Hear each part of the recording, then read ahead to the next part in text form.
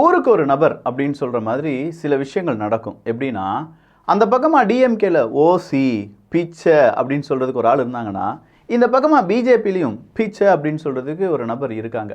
அவங்க யாருமே கிடையாதப்பா, குஷ்பு தான்.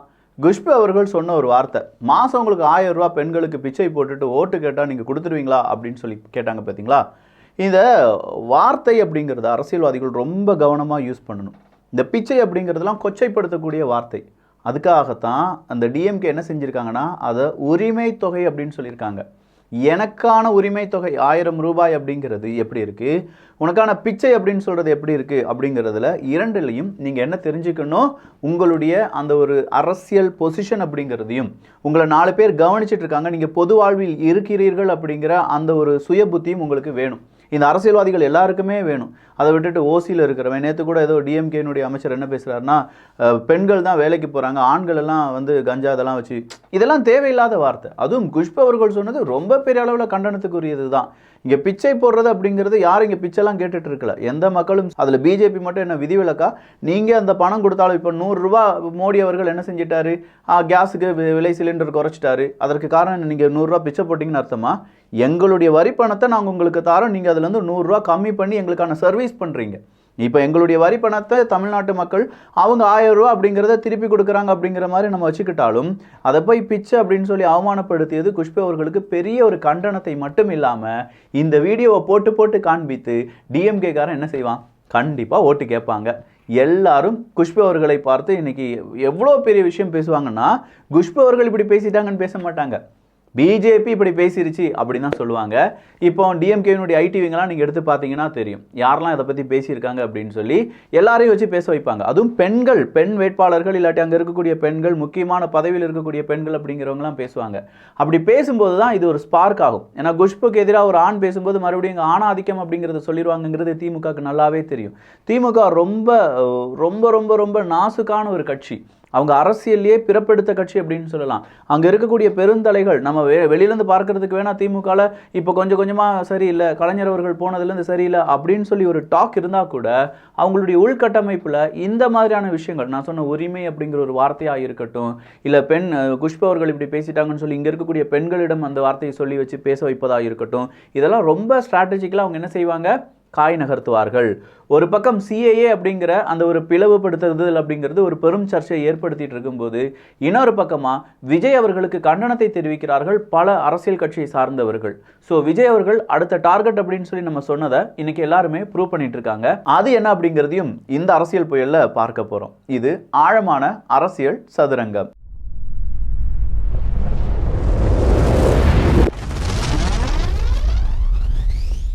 முதல் பூஜையை குஷ்பு அவர்களுக்கு போட்டோம். 2வது பூஜையை யார் போட்டிருக்காங்கன்னா, விஜய் அவர்களுக்கு எல்லா கட்சியை சார்ந்தவங்களும் போட்டிருக்காங்க. அர்ஜுன் சம்பத் அவர்கள் வந்து என்ன தெரியுமா சொல்லியிருக்காங்க, விஜய் அவர்களுக்கு அரசியல் நாலேஜ்லாம் கிடையாதுப்பா, அவர் வெறும் மதமாற்றம் செய்வதற்காகத்தான் அரசியல் கட்சி தொடங்குறார் அப்படின்னு சொல்லி மதத்தை உள்ள தூக்கி போட்டாரு.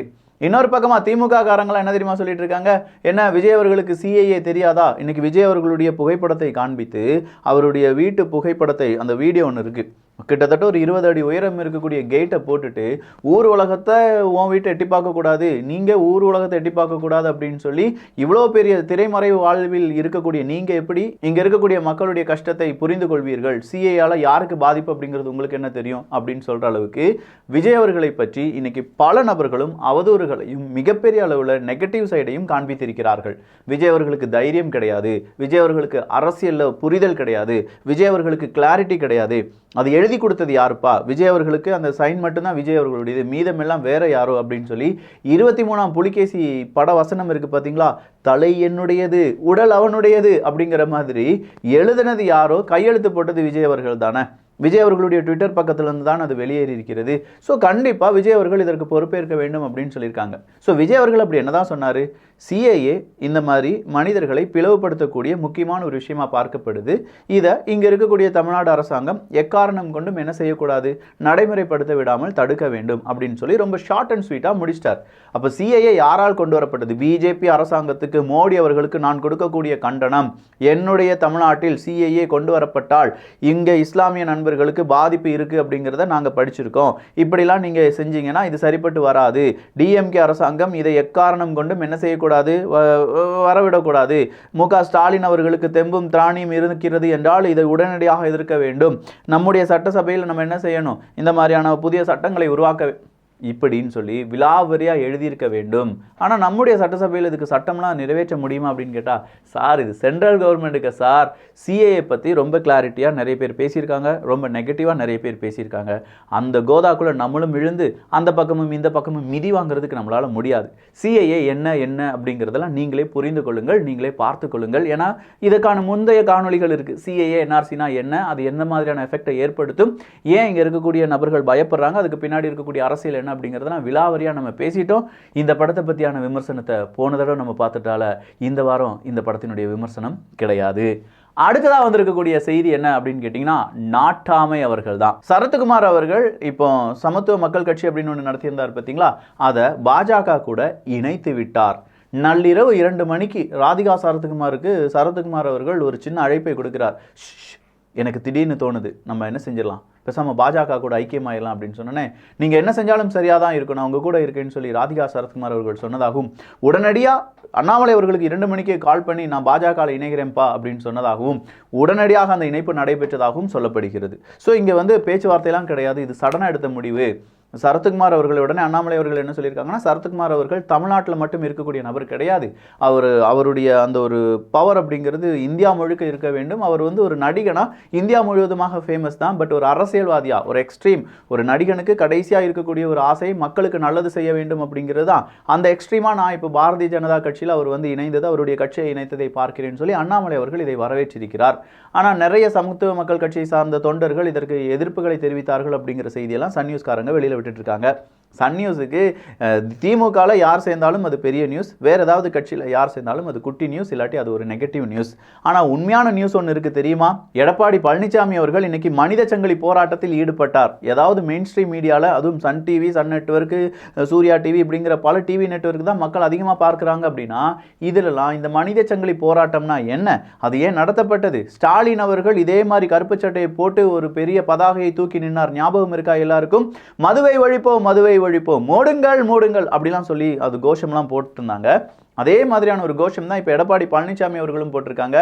எனக்கு ட்ரக் வேண்டாம், ட்ரக் மாதிரியே டிஎம்கே வேண்டாம் அப்படின்னு சொல்லி say no to drug and DMK அப்படிங்கிற ஒரு பதாகையை ஏந்தி இன்னைக்கு பெரிய அளவில் செமையாக செஞ்சுட்டாங்க. விழுப்புரத்தில் சி.வி. சண்முகம் அவர்கள் சார்பாக என்ன செய்யப்பட்டது, இதே மாதிரியான மனித சங்கிலி போராட்டம் எல்லாமே நடத்தப்பட்டது. ஆனால் இங்கே கவனிக்கப்பட வேண்டியது என்னன்னா, இந்த மனித சங்கிலி போராட்டம்லாம் ஒரு புறம் இருக்குது, அதிமுக ஓட்டுன போஸ்டர் இருக்குது பார்த்தீங்களா, அதெல்லாம் கிழிச்சுக்கிட்டு இருந்தாங்கங்க. யாருப்பா கிழிச்சா? அங்கே நடுவில் அந்த வழியாக போனவனா உடனடியாக அவனை போலீஸில் பிடிச்சு கொடுத்துருக்க வேண்டாம்? இல்லை கார் ஓட்டிகிட்டு போனவனா எதிர்கட்சி தலைவனா யாராக இருந்தாலும் என்ன செஞ்சுருங்க, உடனடியாக அந்த போலீஸில் பிடிச்சு கொடுக்க வேண்டாம்? சார், போஸ்டரை கிழிச்சதே போலீஸ் அதிகாரிகள் தான் சார். என்னப்பா சொல்கிறீங்க? இன்றைக்கி நிறைய பேர் கேட்டிருக்கக்கூடிய ஒரு கேள்வி, போஸ்டரை கிழிக்கிறதுக்கு போலீஸ் எதுக்குப்பா அப்படின்னு கேட்குறாங்க. நிறைய பேர் அதை வீடியோவாக பதிவு பண்ணி, ஏன் சார் உங்கள் வேலை இதுதானா, போஸ்டர் கழிக்கிறதுக்கு தான் உங்களுக்கு அரசு நாங்கள் சம்பளம்லாம் தரோமா, எங்களுடைய வரி பணத்தை நீங்கள் சம்பளமாக எடுக்கிறீங்களா அப்படின்னு கேட்டோன்னே அந்த போலீஸ் அதிகாரி ரொம்ப அப்படியே கூலாக இருக்கார். என்னுடைய உயர் அதிகாரி இதற்கு பதில் சொல்வார் அப்படிங்கிறார். அப்போ உயர் அதிகாரி எதுக்கு பதில் சொல்லணும்? ஏன்னா அவருடைய உத்தரவு தான்ப்பா போஸ்டர் கிழிக்க சொல்லி அப்படின்னு சொல்கிறார். என்ன சார் நடக்குது? இந்த போஸ்டர் கிழிக்கிறதுலாம் இந்த ரவுடி, கட்ட பஞ்சாயத்து நடத்துகிறவங்க, சண்டை உருவாக்க வேண்டும் அப்படின்னு நினைக்கிறவங்க, அரசியல் கட்சியை சார்ந்தவர்கள் சார். நாம் அரசு அதிகாரி, அதை மறந்துடக்கூடாது. அதுக்கு எந்த உயர் அதிகாரி எப்படி ஆர்டர் கொடுத்துருப்பார் அப்படிங்கிறதும் எங்களுக்கு தெரியலை. ஒருவேளை இது எப்படி சொல்லுவாங்க, அந்த போஸ்டர் இருந்தால் சமூக நல்லிணக்கத்திற்கு பெரிய ஒரு பிரச்சனை வரும், அதனால் நாங்கள் போலீஸ் அதிகாரிகள் சேர்ந்து அதை கிழிச்சிட்டோம் அப்படின்னு சொல்லுவாங்க.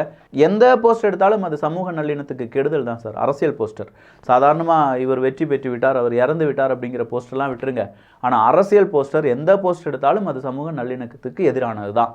நான் ஒரு அரசியல் குறிப்பாடுடன் கொள்கையுடன் இருக்கேன் அப்படின்னா இன்னொருத்தன் வேறொரு கொள்கையுடன் இருப்பாங்க. நான் ஒரு போஸ்டர் ஒட்டுறேன்னா அது அவனை பாதிக்குமா பாதிக்காதா அப்படின்னா, இங்கே அரசியல்வாதிகள் போஸ்டரே ஒட்டக்கூடாது. அந்த கலாச்சாரத்தை நம்ம என்ன செஞ்சுருக்கணும், மூழ்கி இருக்க வேண்டும். ஆனால் இப்போ நம்ம அதை செஞ்சோமா? இல்லை. நம்ம என்ன செஞ்சுட்ருக்கோம், போஸ்டரை கிழிச்சிட்ருக்கோம். இந்த போஸ்டரை யார் சொல்லி நம்ம கிழிச்சிட்ருக்கோம்?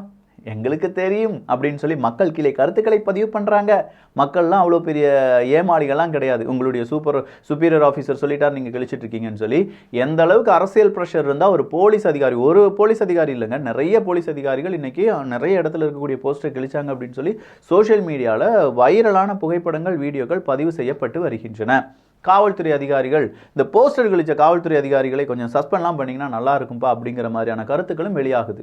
ஏன்னா ஏதோ ஒரு அரசியல் கட்சி செய்யக்கூடிய ஒரு ப்ரெஷருக்கு இன்னொரு அரசியல் கட்சியை எப்படி காவல்துறை இப்படி பழி வாங்கலாம், அதெல்லாம் தவறு இல்லையா அப்படின்னு சொல்லி கேட்டுட்டு இருக்காங்க. அடுத்ததா ஏஏடிஎம்கே ட்ரெண்ட்ஸ் அப்படின்னு சொல்லி ஒரு ட்விட்டர் தளம் இருக்கு. அதுல வந்து தமிழ்நாட்டில் 3 வருஷமா புழக்கத்தில் இருக்கிற போதைப் பொருளை தடுக்க வக்கில்ல வந்துட்டானுங்க திமுக கைகூலிஸ் அப்படின்னு சொல்லி அது ஒரு பெரிய ட்ரோலா இன்னைக்கு மாற்றப்பட்டு வருகிறது. அதே மாதிரி போஸ்டரை கிழிக்கிறது தான் காவல்துறை வேலையா அப்படின்னு சொல்ற ஒரு கேள்வியும், சரத்குமார் மாமியாரின் கனவு கலைந்தது அப்படிங்கிற ஒரு போஸ்டரும் இன்னைக்கு ரொம்ப பெரிய அளவில் சோஷியல் மீடியாவில் வைரல். சரத்குமாருடைய மாமியாருக்கும் இப்போ என்னடா சம்பந்தம் அப்படின்னு கேட்டால், ஒரு கட்டத்தில் சரத்குமார் அவர்கள் ஒரு மேடையை போட்டு பேசுகிறார். அப்படி பேசும்போது அவர் என்ன சொன்னார்னா, என்னுடைய மாமியாருக்கு, அதாவது ராதிகா இருக்காங்கல்ல, அவங்களுடைய அம்மாவுக்கு ஒரு பெரிய கனவு இருக்குது, நான் வந்து முதல்வராக இருக்க வேண்டும் அப்படிங்கிற கனவு அப்படிங்கிறது தான். இப்போ சரத்குமார் அவர்கள் பாஜகவில் இணைந்ததற்கு இந்த மாமியார் அவர்களுடைய கனவு கலைந்ததற்கும் என்ன சம்பந்தம்னா, மெட்டீரியல், முதலமைச்சர் மெட்டீரியல் எங்கள் அண்ணாமலை அவர்களில் எப்படி முதலமைச்சர் மெட்டீரியலாக சரத்குமார் அவர்கள் இருப்பாங்க அப்படிங்கிறது தான். இந்த மாதிரி பல டிபேட் அப்படிங்கிறதுலாம் இந்த அரசியல் காலத்தில் விளையாண்டுட்டு தான் இருக்குது. ஸோ பார்க்கலாம் அடுத்ததாக என்ன நடக்குது, எவ்வளோ சுவாரஸ்யங்கள் இருக்குது, யார் யார் என்ன மாதிரியான போஸ்டர் கிளிக்கிறாங்க, புதுசாக என்ன போஸ்டர் ஒட்ட போகிறாங்க அப்படின்னு சொல்லும்போது, போஸ்டர் அப்படின்னு சொல்லும்போது தான் நாம் தமிழர் கட்சியினுடைய சின்னம் என்ன உங்களுக்கு தெரியுமா அப்படிங்கிற போஸ்டர் ரொம்ப வைரல். நிறைய கிட்ஸை வச்சு, குழந்தைகளை வைத்து நாம் தமிழருடைய சின்னம் என்ன உங்களுக்கு தெரியுமா அப்படிங்கிறதுலாம் ஒரு கேம்பெயினாக ஸ்டார்ட் பண்ணியிருக்காங்க. ஸோ நாம் தமிழர் கட்சி வேறொரு பாதையில் பயணம் செய்து கொண்டிருக்கிறது. பார்க்கலாம் என்ன நடக்குது அப்படின்னு சொல்லி. இந்த ஒரு காணொலி பற்றி உங்களுடைய கருத்துக்கள் இங்கே வரவேற்கப்படுகின்றன. எல்லோரும் அரசியல் சதுரங்கத்தில் இணைந்திருங்கள். நல்லதை பகிர்ந்து நல்ல சமுதாயத்தை உருவாக்குவோம். நன்றி, வணக்கம்.